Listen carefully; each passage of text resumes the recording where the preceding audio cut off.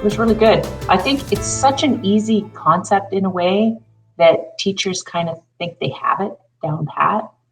And I thought your question about, but how did you know that the kid got it?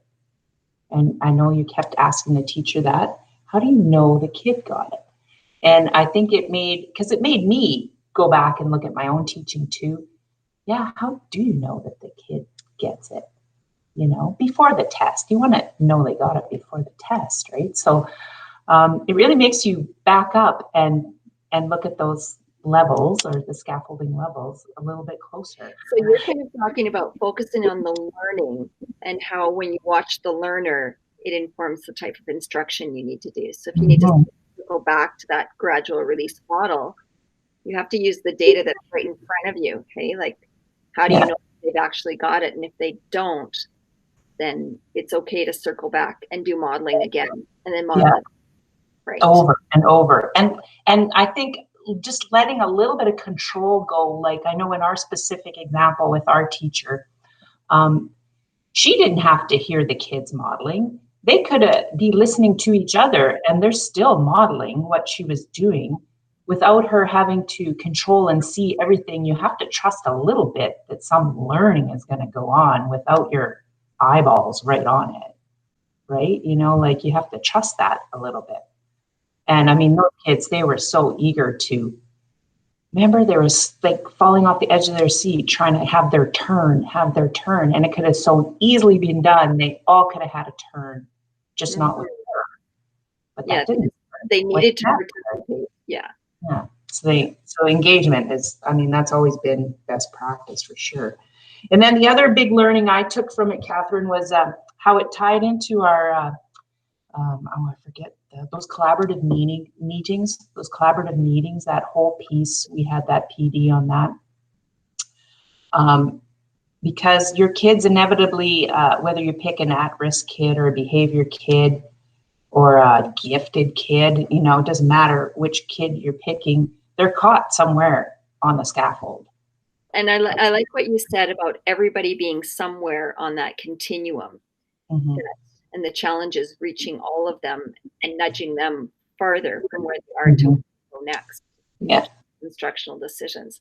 Yeah. And I think when you and I came in, the teacher gets caught up in that we're observing their strategies and observing them do their work. And we are, but ultimately we're concerned if the kid is getting it. So the focus shifts from the teacher to the student. Now we're watching the student. Well, are they getting it? Are they getting what the teacher's, dishing out? And that whole different perspective, that whole different viewpoint, that's an eye opener. And then, like I said, I think it was an aha moment for her too. How do you know if the kid got it? Mm-hmm. That was an aha moment for her too. So I'm sure she thought a lot about that, and just that let go of control. Teachers want to control every little piece, and they have a hard time letting the kid go, Right. So can you think about prior to this process, and as you were anticipating going in, and I know I want you to kind of go back to before you have a new story, but what was the story that you told yourself about this teacher that you chose to go through the walkthrough process? What was the story I told myself? That she was a good teacher, and that I wasn't looking for mistakes in her, just ways that I could help her. Like, how do you help a teacher who is good? And I mean, I have a very mature staff. It's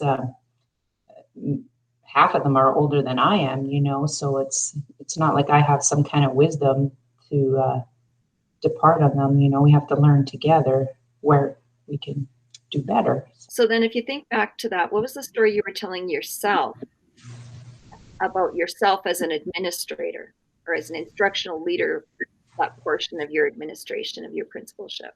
Well, I told myself that, that you're the expert, Catherine, and I believe that you're very knowledgeable, and I'm immediately attracted to somebody who is knowledgeable, right? Because then I want to learn that. And so I went in with that mindset that I was going to learn something out of this whole thing, and I was going to be able to teach the teacher something, so I guess I went in with that story that, there was something to be learned for sure. I'm not the expert. There was something to be learned, and I still have something to give even very experienced teachers. So did your story about yourself change once you went through that process? Oh, definitely. Definitely. I feel I can go in and do the process, or meet with the teacher, go in and meet after with the teacher. I mean, I was always confident I could do that, but you need something to say, you just meet for the sake. But anyways, you need something to say, and to really dive into that scaffolding piece. That was a big eye opener for me. So much. This is exactly what I was hoping you would be able to provide me with. So, oh, good. I was a little nervous. I'm like, what is she looking for here? No.